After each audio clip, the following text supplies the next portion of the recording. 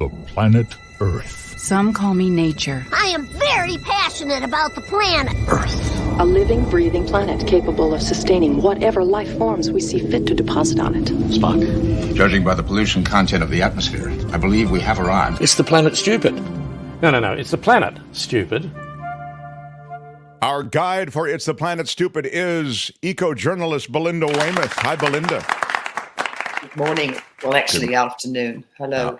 It's afternoon, right? It is afternoon. It is. Hi. So everything sounds better from Belinda because she has that lovely accent, but sometimes the news is legitimately better than we're used to hearing. I feel like that's the case today. Yeah. Well, let's just do a little bit of reality check and where we're at with the climate. Shall we do that? Because I thought it was really, I'm a huge fan of Pete Buttigieg, our transport secretary. Our audience might have heard me say this before. He's just so literate when it comes to the climate. And, he was telling us on Sunday that this turbulence that's affecting flights, international and national flights, is being exacerbated by climate change. And I love how he then puts it, because he's so, I'll say polite, so polite. The climate is evolving, so policy, technology, infrastructure have to evolve. I mean, there was the Singapore Airlines flight earlier this month where 30 people were injured with the turbulence, the plane bouncing up and down. One person on that flight died. We just had a Qatar Airlines over Turkey. They had 12 people injured by the crazy turbulence. NOAA announced this month that the hurricanes we're going to get are going to be, the named ones, the serious ones, the ones where the winds get up to 111 miles an hour. Those, we're going to have more of them, more hurricanes, more tornadoes in April than, April set a record. So all this stuff is happening with our heating up planet. The amazing thing with the turbulence, I thought this statistic was wild, that in the 40 years from 1979 to 2020, turbulence in the North Atlantic increased by 55%. So that's what's happening out there, people. Well, I'm sorry. In the North Atlantic, that means, I'm sorry, what region is, help me, I'm sorry, I'm just an idiot. Well, so the North Atlantic is, that's the ocean that we've got, right off the, the right. East Coast. So what's happening is that you're getting these. So what happens in Tornado Alley is you get the warm water that's coming off the Gulf, coming off the Atlantic, and it's meeting the cold air that comes down from the Rockies, and that's what makes the tornadoes so crazy. But they're just saying that, we've been measuring it, we've been looking at what's happening in the atmosphere. But is that Tornado Alley is not the North Atlantic, is it? Well, the thing is, the hot air is coming off the oceans. Right. So what I'm just getting at, when you talk about severe weather, obviously, the hurricane formation is the greatest energy transfer that the planet is capable of from hemisphere to hemisphere. I mean, there is no greater transfer of energy at one time than that which is associated with tropical weather and hurricanes moving that heat energy from the ocean to another hemisphere. So I don't mean to obsess on this, but I do know a little something about this. I was just curious about the statistic, because are they saying that turbulence over the northern Atlantic, which is what you said, is the worst in 40 years? Are these the updrafts that are formed from rising air masses as a result of heat? I don't mean to get too into the weeds, but I'm struck by this. Yeah. So here's the thing. I have to say, I don't know. I know about the hurricanes and Tornado Alley and that being the cold and the hot air mixing, and I would imagine turbulence is that as well. You're going from one air pocket, which is one pressure, into another one. I see. Okay. But North Atlantic is, the northern hemisphere. That's our big ocean in the northern hemisphere. So the Qatar point is, flight the other day was over Turkey. So this is the northern hemisphere that we're talking about. And if you've ever looked at that amazing map that's on NOAA's website, it shows you the incredible, rate of emissions. That there are just so much more of them in the northern hemisphere than there are in the southern hemisphere, because there's more going on. There's more land.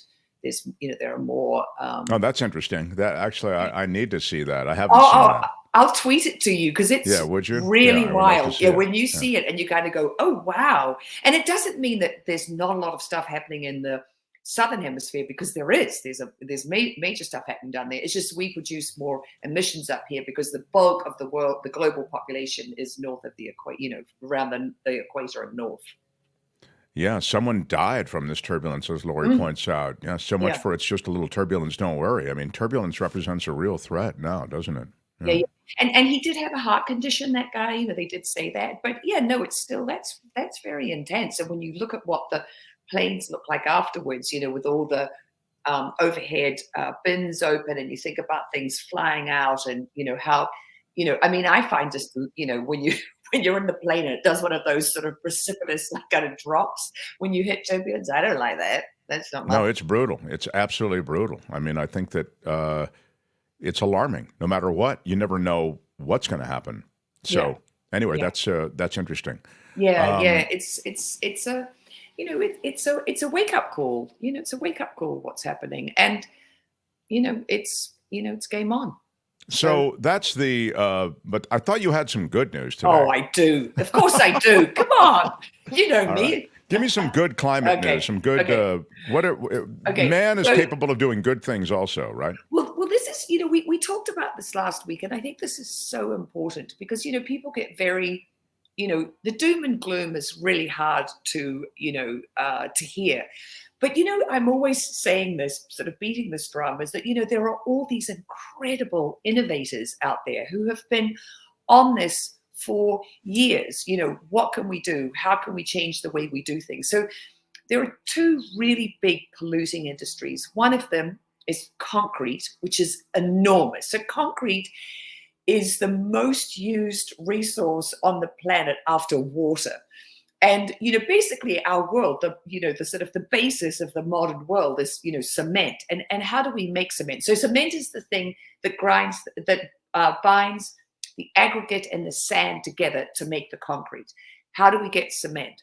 Cement comes from calcium carbonate, CaCO3. And you have to heat it up to these ridiculously hot temperatures to basically to push the CO2 out and into the atmosphere and just be left with the cement. So you have to heat it up to 1600 degrees centigrade.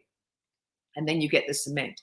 And what they say is that, concrete is like a nation when it comes to creating greenhouse gas emissions. It's right behind, when you line it up, you've got China, they make a lot of concrete. And then you've got the US, we're the biggest two emitters, and then you've got concrete. If concrete was a nation, it would be the third biggest emitter in the world. Wow. So these UK scientists, and you've got to love this, because there are, all these people who are really thinking about this, and how can we take something that's as important as concrete? We need it, we need it for our buildings. How can we manufacture this without creating?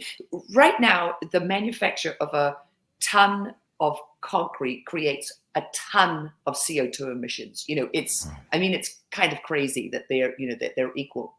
So what they have worked out is that if we can recycle, basically get the cement out of concrete when we're, demolishing buildings, we can. And if we can recycle that cement, basically we don't have to manufacture new cement. So that's a win. If we can do it using renewable energy, so we're not using fossil fuels, because you also have to heat it up to really, really, crazy, temperatures again. And what the scientists worked out, and this is another hugely, carbon producing industry, steel. So steel needs incredibly high temperatures as well, because it's made from iron, and iron in the when you get the iron ore has got oxygen stuck to it, and you've got to get the oxygen off. So you use coal to do that, and that makes CO2 and blah blah blah. But what these scientists out of Cambridge were observing the recycling of steel, and it has to have this slag over top of it, because the slag stops the molten steel, which is at a very high temperature, from interacting with the air. Well, the slag, it turns out, is the same as cement, the composition of it. So their thing is, hey, while we're recycling the steel, let's put a layer of cement on top so we can reactivate, get it down to just, the core cement, and we can kill two birds with one stone. And if we use renewable energy, if we use solar and wind power, we decarbonize it completely. And other materials scientists are going, okay, guys, this is genius. And they have created their first, so they call it's a furnace arc to get these huge high temperatures. You showed a picture of it. They've created their first high quality, Portland grade cement using this process. And what they are estimating in the UK is that they could, using this recycling process, actually create a quarter of the cement that is used in the UK. Quarter of the cement, quarter of the concrete, you could use it from recycling. And that's always a win, because then you're not using, you're not, making it from scratch. And then also the other thing is slag, which is, they put on top of the steel. It's a hugely, polluting process to make that. So you would cut out, the need for slag. You'd have your own. So I just am always excited about. Well, it's a huge innovation. I know you're always excited about these innovations, but this is huge, as you say, to take something that is a massive greenhouse gas emitter and somehow turn it into a recyclable sort of cycle here. I mean, it's crazy, crazy good. And so the recycled concrete acts as the slag, and you end up in this, it's a much more, I would think, even in addition to being a much more efficient process, ultimately it could be, you could bring costs down too, right? You don't need to bring in new material, or am I wrong about that? Exactly. Yeah. You're not creating the whole, concrete material from scratch. You're recycling. And that's the thing we're talking about all the time. How can we get sustainable and right-sized? And a big part of it is reusing the resources that are already, in the world. I mean, this is the other thing is, it's going to be a bit of a David and Goliath fight, because the concrete industry is $1 billion, industry. And, when they see their profits, like, oh, what do you mean 25% of it's going to be coming from recycled, they call it electric cement. We don't like the sound of that, be like the fossil fuel industry. But the fact is, we have to do this stuff, and it's going to happen, and right now, we're in a good position here. I beat this drum quite often, but, we have an administration that really believes in climate change and has provided all this money in the IRA, the Inflation Reduction Act. And, businesses that can prove that they're reducing carbon,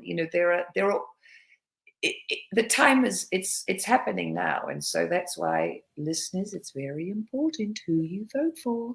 Yes, I mean, it is true that there's a radical clinging to the past and sort of nothing to see here and the old way things were done, that really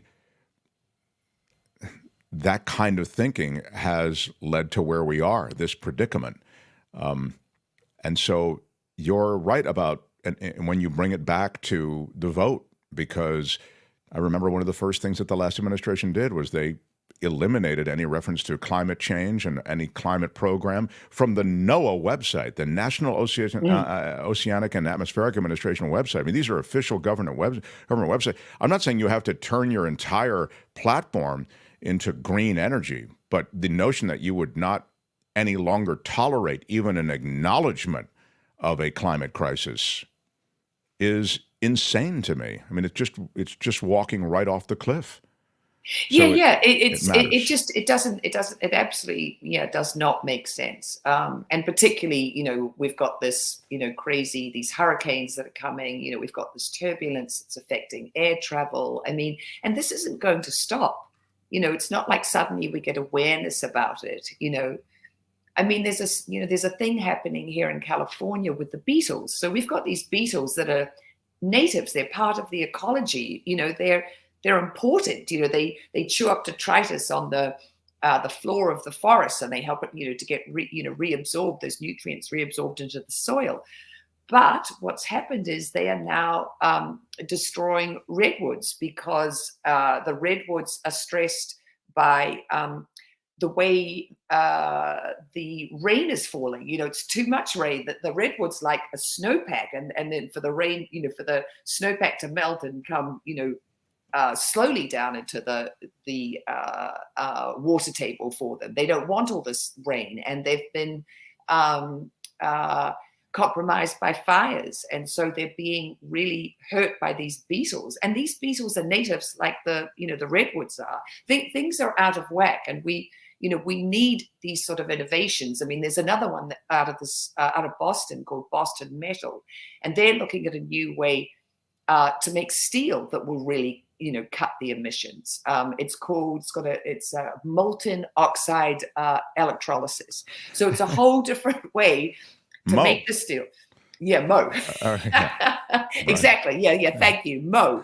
And if you use also renewable electricity to do that, then and it's a huge CO2 emitter, just because of, as I was describing before, you have to take iron ore and blast it with hot coal, and which just shoots out CO2, but that's to get the oxides off the iron ore that you're taking out of the ground. So yeah, it's there's all this hope and all these amazing things that are happening, and we need to have leaders. As Pete Buttigieg said about this turbulence. The climate's evolving. So does our policy, our technology, and our infrastructure needs to evolve too. And here we have two examples of how we can do that. We are such an innovative species. I mean, really marked by immense innovations.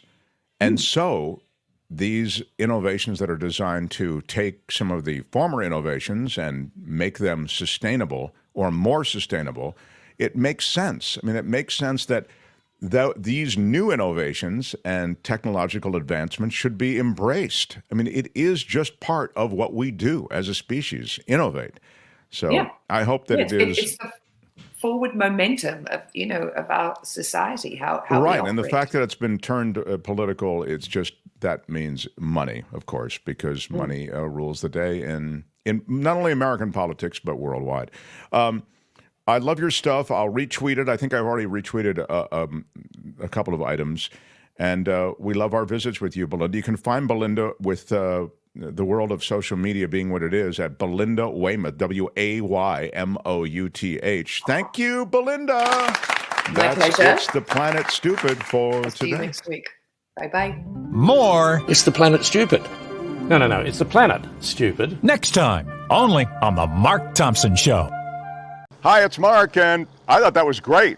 Hit the notification bell. You'll know whenever there's a new video being dropped, and please subscribe to our channel to help us save the universe.